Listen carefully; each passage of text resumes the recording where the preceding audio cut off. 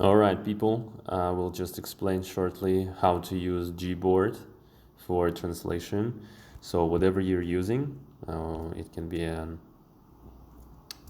what's going on? It can be an iPhone or it can be Android phone. Go to Google, go to Play Store, and type here Gboard. Gboard, if you haven't installed it yet. Gboard is the Google keyboard, right? So install it, play around with it. It's very fun. The thing is that you can do is, okay, I'm gonna show it to you. Once you have it installed, right?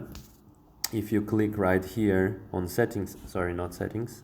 If you click here on three dots, right, you will have here translate option. So if you switch Russian to English, you can start, for example, Russian to English, right? Or whatever, it can be Korean, right? You can type, it can be Korean to Russian, for example, right? So, what is that? What is Korean? Korean to Russian, right? For example. But yeah, Russian to English, right? And then just type your sentences in Russian.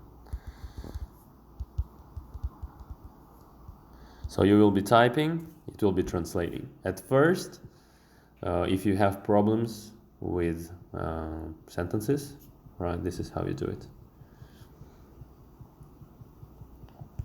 And then just send it. All right, hope it helps. See you in the next one.